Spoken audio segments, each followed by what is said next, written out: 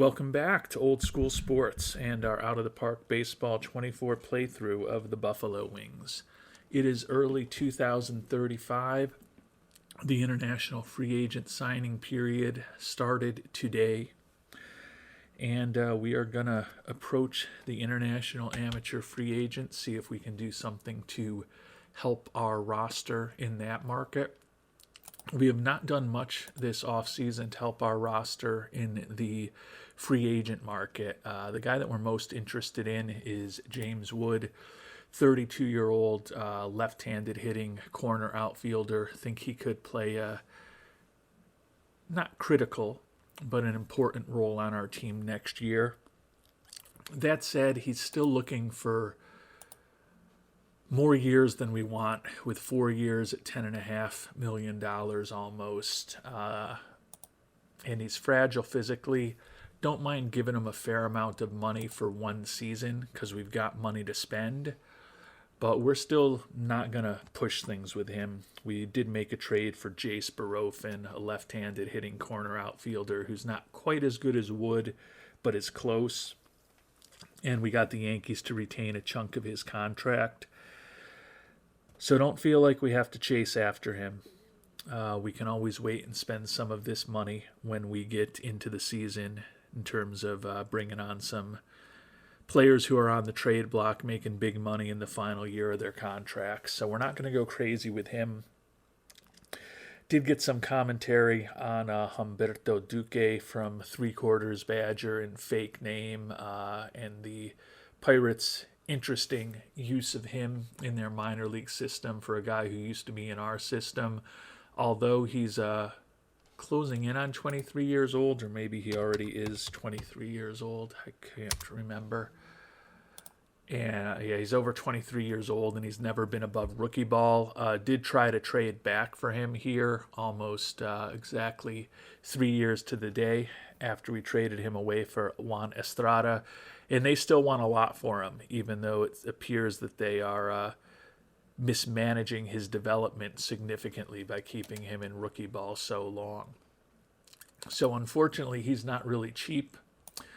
So nothing obvious for us to do there. If you were looking closely, though, you may notice we have made an offer to Sincere Shazier also. We checked in on both him and Alexis Barajas as far as extensions. Barajas, not surprisingly, still looking for ridiculous money. But Shazier, who still has 4 more arbitration years, basically with the timing of him, he's going to be arbitration eligible for 4 seasons likely. So we've offered him a 10-year deal for $126 million for a guy who is our co-number 1 along with Barajas. I think that would be a pretty good deal for us to get done to buy out his 4 arbitration years and, more importantly, his 6 years of potential free agency. The way we structured the deal, the 2 biggest contract figures were the 9th and 10th seasons, and we structured those as team options for both of them, so a lot of optionality in the contract for us as well. If he comes back to us and says, yep, we're going to do it, we'll be pretty excited about that, and we'll let you see the exact terms and conditions that we offered him at that point. And with that, we will pivot to the international amateur free agent class. And I haven't gotten much feedback from viewers on this class as I get ready to make my decisions. So I'm not really going to change my theory too much from the end of the last episode. David Gallardo, who's almost 18 years old, is a very interested hitting prospect, like his durability, like the high work ethic. Not particularly great on the base paths, does have enough outfield range and a good arm that he could be a pretty good right fielder or left fielder and could play center field in a pinch. The other guy that I also liked was Edgar Canales, center fielder. Not quite as impressive a batting profile, but he does have more speed. And another guy who can basically play anywhere in the outfield, although left and right would be the areas that he's probably best at.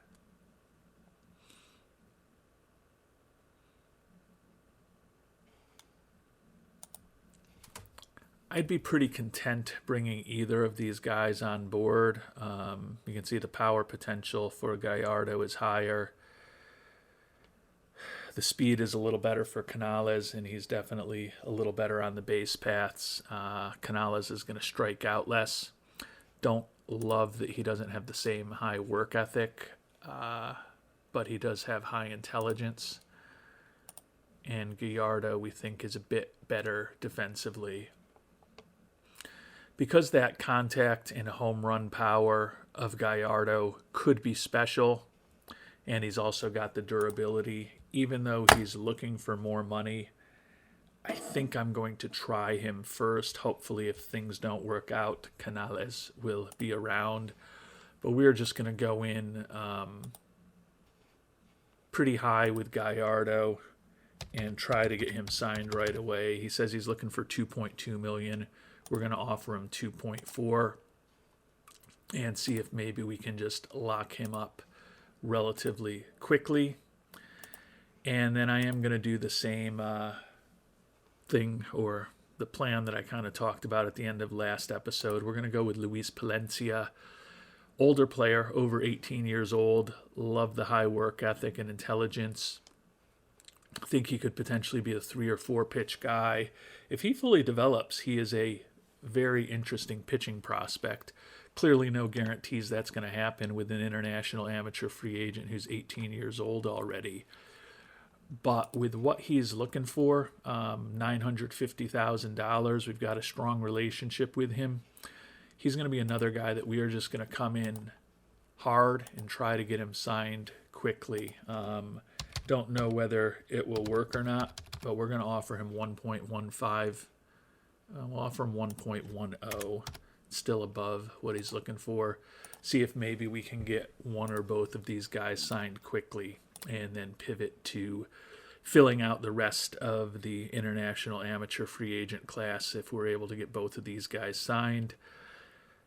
Probably not going to get both of them, particularly at the relatively low money that they're looking for, because my hunch is there will probably be other suitors involved, but we'll try to be, I don't want to say over-aggressive, but a little bit aggressive with what we've offered in terms of compared to their ask. And sometimes I've found that's a way to get a player signed relatively quickly. So 2 offers made there. Still haven't done much in free agency, as we've talked about. We are going to monitor the situation with Wood. The other thing that we are doing, we are scouting out a bunch of kind of second-tier third basemen that are still on the free agent market. There's nobody here that is a must-have.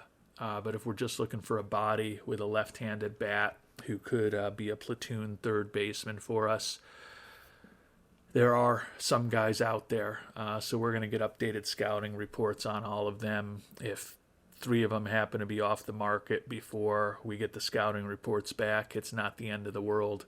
But my hunch is that at least 1, maybe 2 of these guys will still be sitting on the market a month and a half from now, where we might be able to fill one of the last potential holes on our roster relatively cheaply. And at this point, I think the plan is to do a similar thing with James Wood. If his price comes down over the next month and a half, certainly think about bringing him on board. But at his age, with his fragility, $11 million for 4 years, to me, doesn't make a lot of sense.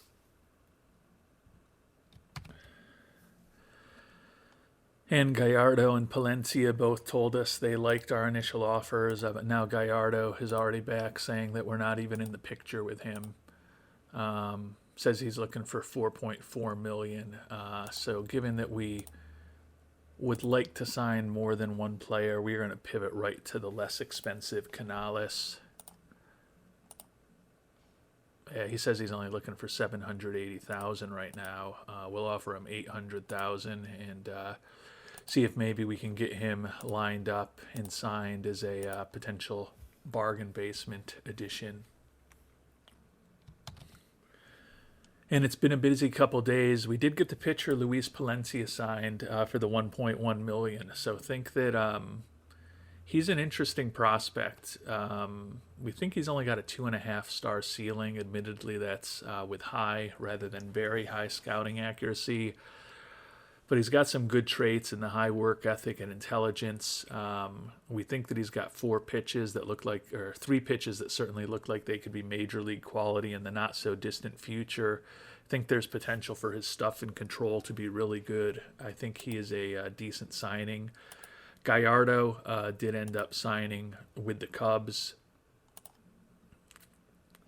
and it looks like he signed for every penny possible, to $4.75 million. And we've got our offer out to Canales, who says he likes our offer. And as you can see here, Shazier did sign that 10-year, $126 million extension. So good to have one of our 2 potential co-aces locked up for hopefully the bulk of his career.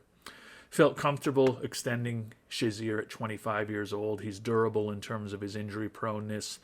Love the excellent movement on his pitches with those ground ball tendencies.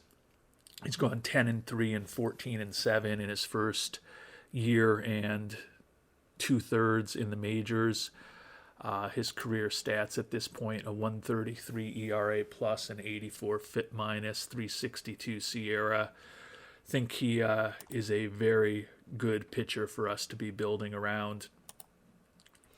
Looking at the contract, as I mentioned, he's got 4 potential option years, or 4 potential arbitration years, and we actually signed him for less than his projected arbitration numbers in each of those years. The numbers right now are about 2.5, 6.5, 10.5, and 12.5. So we actually were able to save a couple $1 million over where we think those arbitration numbers will be right now. And it's certainly conceivable, if he pitches the way that we think and hope he will pitch, that those arbitration numbers could go even higher. Then we've got his first 4 years of free agency at an average of only $14.5 million a year. And then we do have team options, as I mentioned, for the last 2 seasons, with the biggest dollar amounts when he gets into his mid-30s. So I think this is a pretty good contract for us to guarantee that for at least the next 8 years, and honestly the next 9 years, given that he's still making the major league minimum in this upcoming 2035 season, that we've got a guy who we think is going to be a front of the rotation starter locked up at pretty reasonable money. And Canales, not surprisingly, is back looking for more money. How much more? $1.4 million. So that is still definitely doable. We're going to offer him $1.5 million and see if perhaps we can just get him locked up. If we're able to get one of the 2 center fielders that we really liked in Canales, as well as the starting pitcher Luis Palencia that we really liked, signed, I think, and still potentially have about $2 million to go. I think that would be a really good start to this international amateur free agent period for us. And we did get Edgar Canales signed for the $1.5 million that we offered him. I believe that was the number. Yeah, so that feels pretty good. We've got one of the 2 center fielders that we really liked, plus a pitcher that we thought was a potential good bargain for a combined $2.6 million. So we've still got over $2 million to spend on other international amateur free agents. And if there's a trade offer out there for a third baseman or a corner outfielder who's a left-handed hitter that can be boosted by us giving up some big cash, we'll certainly think about that as well. But right now we're going to visit in on some of the big guys that are still out there. I don't think we're going to be able to land another big guy with the $2.15 million that we have left, but certainly going to try. And Juan Cedillo, the only 5-star prospect left, third baseman, not looking for a ton of money. Have concerns about his defensive ability, but the bat is potentially interesting. He's durable, and he's not looking for a ton of money right now. He says $720,000. We're going to offer him $750 and see if maybe we can lock him up too And that would really make this a potentially very high-end, high-potential international amateur free agent class for us. And our patience around James Wood seems to be potentially paying off. He just said he's interested in resuming contract talks, so apparently the market is not as robust as he had hoped. And he's looking for, he says how he's looking at our last offer now. He says he's only looking for $8 million now. This was an offer that we made to him a while back, averaging $7.5 million for 3 years with a couple of team options. I don't want to be too obnoxious to Mr. Wood, but I want to ensure that the optionality is heavily in our favor. And we've got money to spend this year. I don't know whether he's a guy that we will want back in future years, but we're going to offer him 3 years at an average of $7 million, $9 million guaranteed this upcoming year, and then $6 million team options for each of those other 2 seasons. See what he thinks of that offer.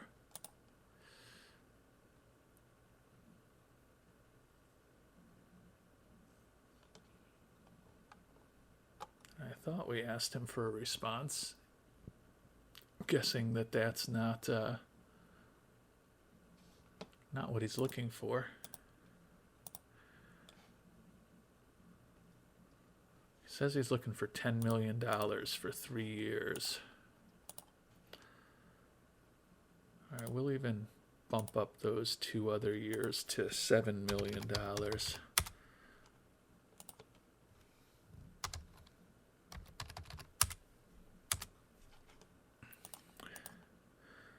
So a $7.7 million average over 3 years. And he's willing to think about it. Maybe I had the buyout wrong before. Regardless, if he's effective, this is not a bad contract for us. So 3 years, $23 million for James Wood. We'll see if perhaps we can bring him on board with that. And would not be the worst thing in the world for us to add that bat to our lineup. And we've got James Wood signed, so I think the terms of that are good for us. $9 million this year when we've got money, I don't want to say to burn, but money to spend. And then we've got team options for $7 million each in the next 2 years.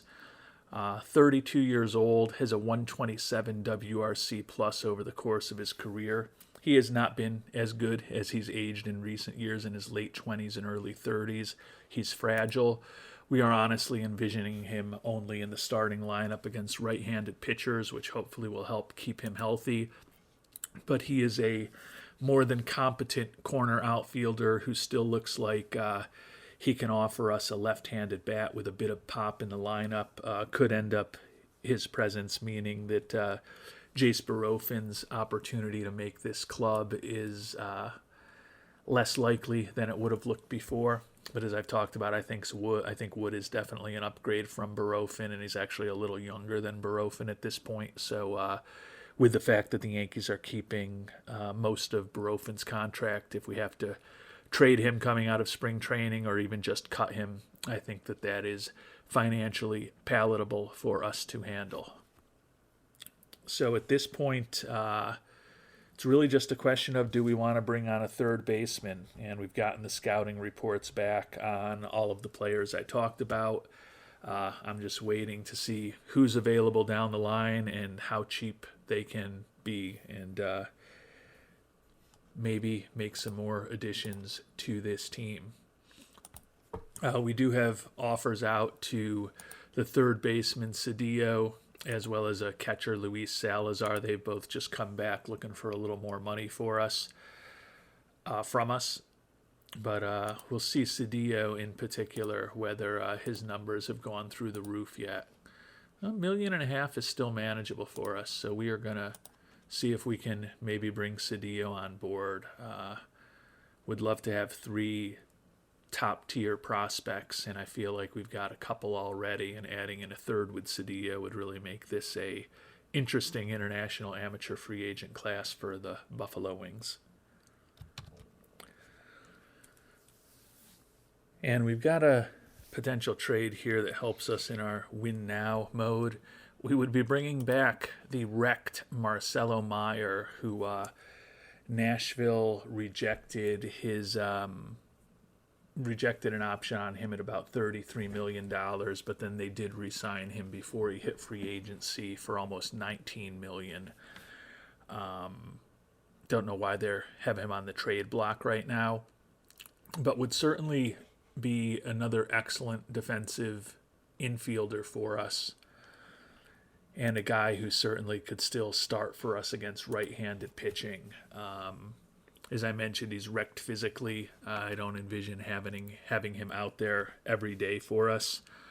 But he is a guy who, with that defensive ability, could certainly play for us at second or short, tighten up our defense, maybe let us move Seifu to third base. And we don't have to give up a ton for 1 year of Meyer. Have to give up the DH Sam Owens, who is a second-tier-ish prospect, a sixth-round pick from 2032.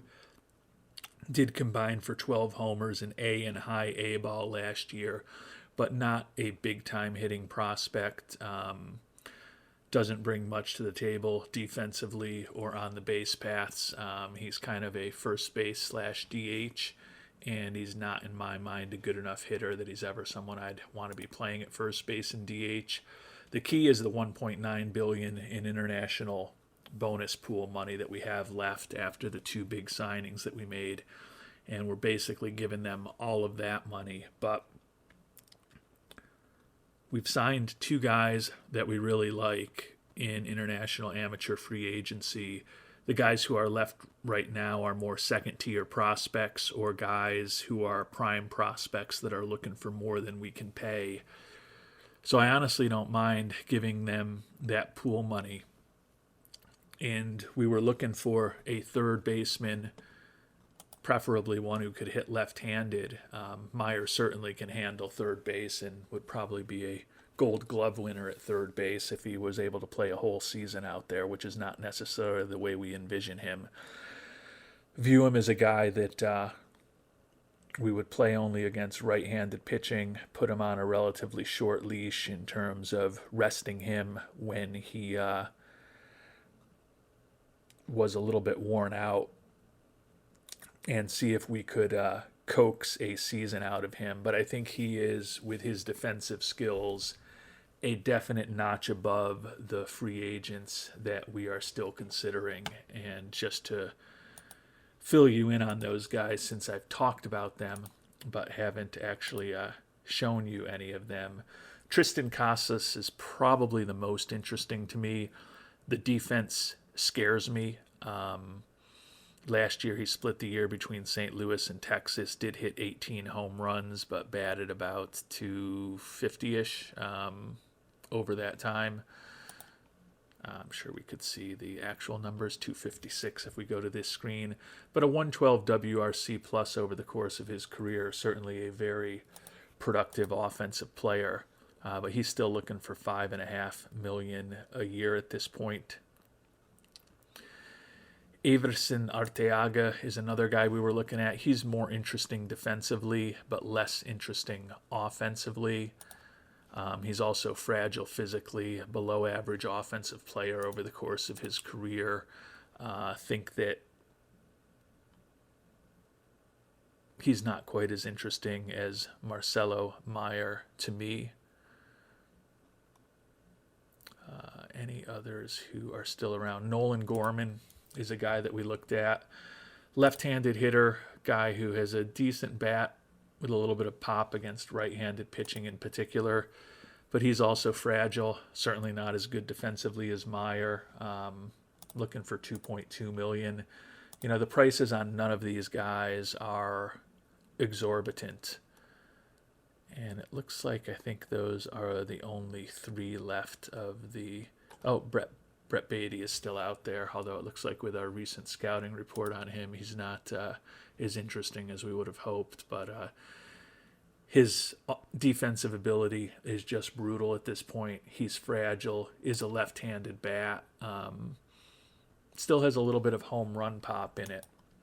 So there are guys who I think have potentially a little bit better bats than what we see from Beatty or from Meyer at this size, at this point. But Meyer is still a competent hitter at the major league level, particularly against right-handed pitching. And he brings a different dimension to the defense than any of those guys. Now, granted, he's wrecked and some of them are fragile, and we're still going to be on the hook for a good chunk of his salary. But it's just 1 year. There's no guarantees that this is even going to work. But we're going to at least submit an offer to them for Marcelo Meyer and see if maybe we can bring him back and see if maybe Meyer can win a championship with us years after we thought he would be the centerpiece or one of the centerpieces of a potential championship roster.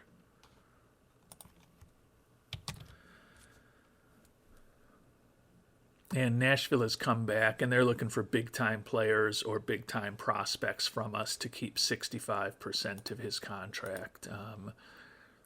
So I think we'll drop it down to 60% and see if maybe that makes it a little bit more palatable to the Stars. And 60% retention doesn't do it either. So 55, I don't think we're going to do much more than that, or much less than that. If they'll keep the big chunk of it, maybe we can get a deal done here.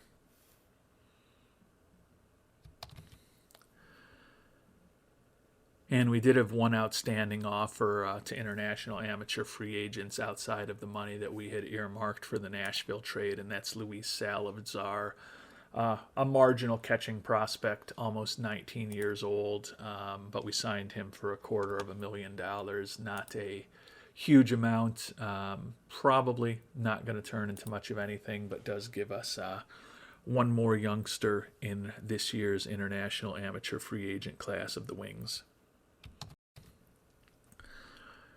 And we finally got a deal set up with Nashville. They ended up playing harder ball than with us that we had hoped. They're only going to retain half of his contract. We also had to add in a minor league prospect, Tim Bethea, not a big-time pitcher, but now we can also get it done if we just include veteran Josh Young, who's been in our system the last couple years in the minors. So we're going to add in Josh Young to the deal. So Owens, a decent prospect. We still think he's a 3.5-star guy, but I don't see him having a real big role on our team. Bethea, Young, and the bonus pool to bring Marcelo Meyer back for a final go-around with the Buffalo Wings at the age of 32. And he's going to be in a very different role than he was previously. He was on this team, and he was our franchise shortstop. And so he's coming off of a year where he hit just .220 with 4 homers and 245 at-bats, well below average offensively. Just looking for him to be a guy with a good glove who we can hopefully get 100 games out of, maybe have one stint on the IL that's hopefully not too major, keep him relatively healthy, and don't need him to be a star, just hoping that he will be a healthy contributor, as I mentioned, for 100 games, and think that that's an interesting way to potentially round out our roster for next year. So we're going to go ahead, complete the trade, bring on Marcelo Meyer. Fans very excited to have him back on board. So we have ended up spending a decent chunk of the money that we had at the start of this episode to bring on Wood as a corner outfielder, and then Meyer as a potential infielder for us against right-handed pitching. Would think that he would end up being a starting second baseman or shortstop for us, and that potentially lets us move somebody like Hull or Seifu potentially to third base, tighten up our defense there. So all in all, feel like things have fallen together pretty well, like the three-person international amateur free agent class that we put together, and also like the additions of Marcelo Meyer and James Wood to give us a couple of proven veterans on deals that, in the case of Meyer, end after this year, and in the case of Wood, we can easily get out of at the end of the season. So no long-term commitments. And we've also got Sincere Shazier signed to a pretty reasonable contract. So I think it's been a productive few weeks here for the Buffalo Wings since the start of the international amateur free agent period. And we've made it to spring training. The goal is to get this team healthily through spring training and ready for the season and potential defense of our 2034 World Championship. Big battle in spring training. As far as the pitchers, will our number 5 starter be the youngster Isidro Ochoa or the veteran Andrew Painter? See what happens on that front. But we're going with our traditional 6-man rotation. And then really the only other question is whether Foster Arthur's, the Rule 5 acquisition, will end up making the team or not. If there aren't any injuries, I think it's going to be a tough battle for him to make the 26-man roster. We've got Jaden Hilaire, who was injured last year, is now fragile physically, and a former Rule 5 pick. Pitched just 9 games in Albany for us last year. He's another guy who's in the mix for a back end of the rotation spot. So really among the pitchers, not a ton of battles. We've got a ton of everyday players in camp, 27 as you can see. I'd say the biggest questions are probably whether Jace Barofin, who we picked up in that trade, and or Dave Bailey, a Rule 5 acquisition, whether either of them can make the roster now that we've added James Wood as a more experienced and probably somewhat more proficient power-hitting left-handed corner outfielder onto the roster. And we've made it to the end of spring training, relatively healthy. A couple of AAA pitchers got hurt, but not really anyone who was in the mix for making our 26-man roster. Barajas, Shazier, and Estrada, our top 3 pitchers, all were very effective in limited action in spring training. Jorge Carrillo, who led the National League last year with 21 wins, had a rough spring training, but still obviously going to see what he can do as our 4th starter. And in the battle for the number 5 starter, kind of went the way we would have hoped it. The youngster Isidro Ochoa pitched his way to a 2.37 ERA over 19 innings, while the veteran Andrew Painter was not quite as good. So we'll likely be moving Painter into the bullpen. Going to be an expensive but important bullpen arm for us if things don't work out for Ochoa. Painter or potentially Harley and Susanna will likely get the first crack at going into the rotation. For the first time ever, the Buffalo Wings will be breaking camp and not taking Sean Sullivan north with us as a member of the pitching staff. Wonder where he ended up after we declined his option. And it looks like he is with the Chicago White Sox organization. Was a minor league free agent signing there. So Sullivan has been on the opening day 26-man roster every year in Buffalo Wings history until this season. And one relatively easy cut will be Foster Arthur's. I know that 3/4 Badger will be disappointed to see us moving on from the Canadian pitcher, but his stuff and his control just aren't good enough. He's also fragile physically. He was coming off of a injury that basically kept him out all of last year. Wanted to see what he looked like after we picked him up as a Rule 5 guy, but certainly not someone who is going to make our team. So we will release him back to the Houston Astros organization. And in the least surprising news of free agency, Marcelo Meyer, the new re-edition, out with a herniated disc for 2 weeks, so he will miss the start of the season. We're not envisioning a huge role for him, as I mentioned. If we can get 100 games out of him, that would be viewed as a nice victory. But at least with the injury to Meyer, may give us a chance to keep a guy who would have otherwise been cut up for the first week and a half or so of the season. Get a look at somebody against major league pitching in games that count before having to make a difficult decision.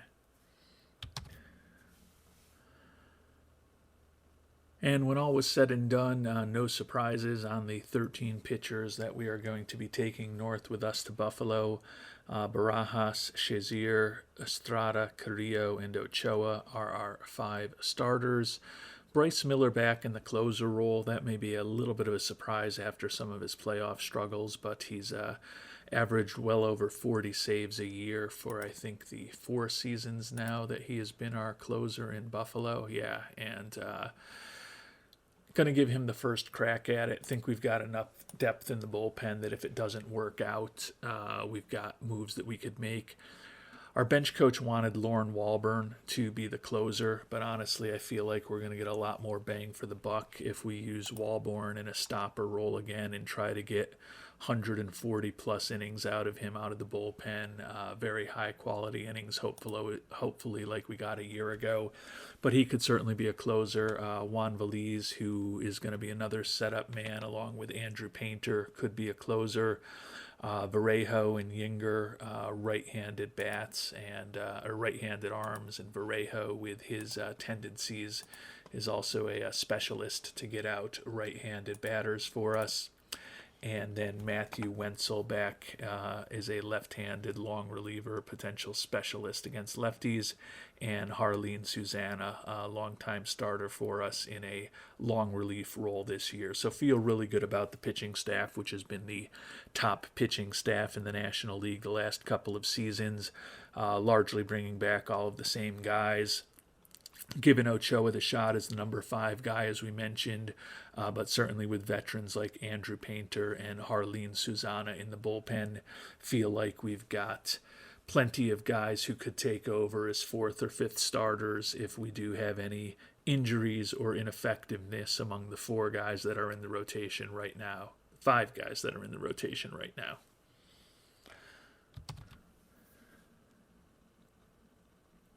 And when we look at the 13 everyday players, 14 when you include the two-way player, Juan Estrada, who made our 26-man roster, kind of an interesting situation in that everyone who made the roster is going to be starting against either right or left-handed pitching. The man whose roster spot is in most jeopardy is Jace Barofin. He basically made the team only because of the injury to Marcelo Meyer. So when Meyer is back in a couple of weeks, Barofin's role with us could be quite uncertain. He actually does have 3 option years left, but as a proven major leaguer, tend to think he will probably reject a potential demotion to AAA Albany. One interesting thing that we ended up going pure offense. We had envisioned that either Tyreek Hardage or Tim Gaglia, 2 young right-handed hitting center fielders, that one of them would be our starting center fielder against right-handed pitching. But right now we are just going to try to absolutely batter teams. So we're going to play the new addition, James Wood, in center field against right-handed pitchers. He's not an excellent defensive center fielder by any stretch of the imagination. We're definitely going to be testing our defense, but we'll see how that goes. Clearly, with both Gaglia and Hardage on the team, we've got very good defensive options at center field if that's not working out. It's just that if we do that, we'll end up having to take a big left-handed bat out of the lineup, which wouldn't be the worst thing in the world in terms of having a excellent pinch hitter available. But our lineup against righties, Seifu leading off, no surprise, playing second base. Juan Estrada, the two-way guy, back in the number 2 hole, playing right field. Bobby Bolig hitting third in left field, Shamar Jenneret the DH, Mike Heiner at first, new addition James Wood in center, Steve Anderson will be our shortstop in the platoon situation with Tim Hull, Joe Edwards at third, and Walt Miller, the new addition, is going to be our catcher against right-handed pitching. Against lefties, Seifu still at second base, Tim Gaglia plays center, Tyreek Hardage plays left, Shamar Jenneret also in the DH hole, number 4 hole. Mike Heiner still number 5 hole playing first base. Joe Edwards moves up in the order while playing third base against left-handed pitching. Tim Hull in for Steve Anderson as the shortstop. Jace Barofin, even though he's a left-handed hitter, is reasonably proficient against left-handed pitching, so he gets to play right field at least for the first week and a half, 2 weeks of the season till Meyer is back, and then his roster spots in potential jeopardy. And then Andres Medina will be our starting catcher against left-handed pitching. So we're going to be going with a platoon in a few positions. Most notably shortstop with Anderson and Hull. Catcher Miller and Medina isn't a traditional platoon because they are both right-handed hitters, but Medina is about as proficient against lefties than he is against righties, whereas Medina is much better against left-handed pitching than he is against right-handed pitching, so we'll give him that opportunity there. And we're going to try to set things up with our preferences so that we'll be doing a lot of defensive substitutions. I think that with Gaglia and Hardage, we can definitely upgrade our center field and, quite honestly, even our corner outfield defense in the late innings of games. With Medina, he could certainly upgrade our catching defense in the late innings of games against right-handers for Miller. Once Marcelo Meyer is back, Joe Edwards very well could be out of the starting lineup against right-handed pitching, so that will give us a very versatile defensive player coming off the bench and also as a potential pinch hitter. So we've got some changes to make. Don't think things are perfect with the roster as they stand right now, but still feel that we are in very good shape and should certainly be a competitive team once again this season as we try to repeat. Looking at ownership's expectations for us, and they are expecting a repeat as well. They want us to win it all this year as we get ready to begin the season. Still have about $13 million that we could potentially use to bring on some contracts. Our player payroll is 23rd in all of baseball this year, so kind of an interesting dynamic for a team that is still, in my mind, a win-now team and a team that's going to be defending a World Series championship to have a player payroll that low. But it's because we've got a lot of young guys on the team. You know, you look at the salary expectations this year at 145. Next year they're 155, and then 2 years from now, 195 million, 177, 191 a few years out.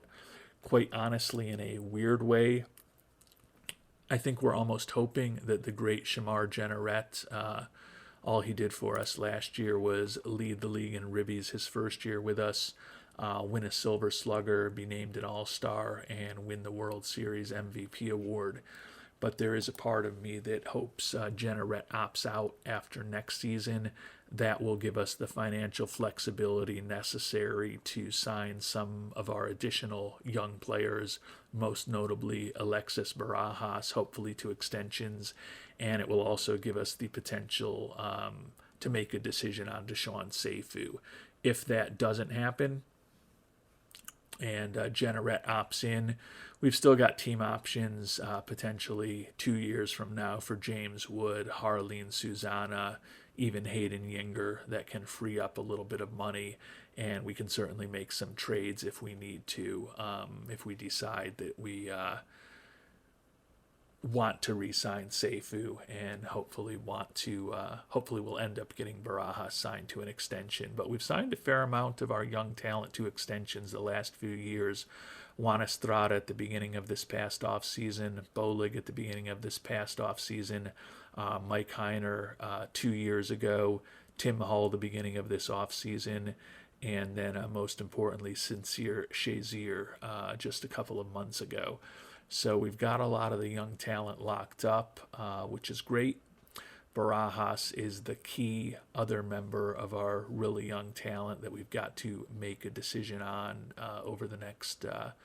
Still have 3 seasons to figure it out, so we have time. But it is kind of odd that as important as Jenneret has been to our team, it will ease our financial burden going forward if he does opt out after next season.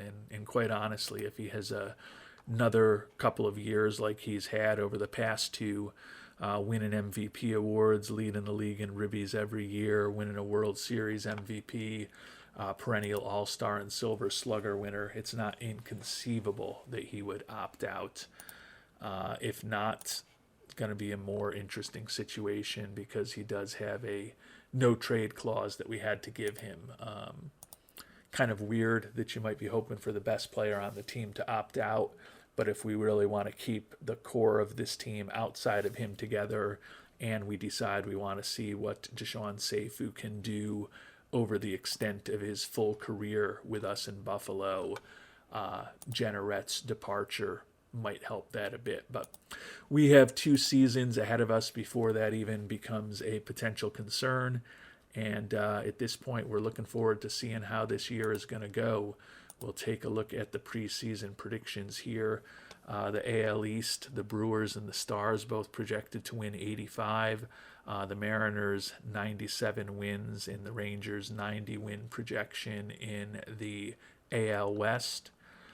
We are projected at 99 and 63 to once again have the best record in baseball, but a much closer battle than last year with the 93 win Mets expected to be 6 games behind us, and the Rockies expected to win 92 games and win in the West. Not expected to have any of the top hitters in baseball through this simulation. I think Mr. Jenneret may have something to say about that. And we're also not expected to have any of the top pitchers in the National League based on this simulation. Hopefully, Sincere Shazier and Alexis Barajas will have something to say about that. So expectations are still high. Looking forward to see what this Buffalo Wings team will do in the 2035 season. And we'll find out how opening day goes in our next episode. Until then, thanks so much for watching and hope you have a great day.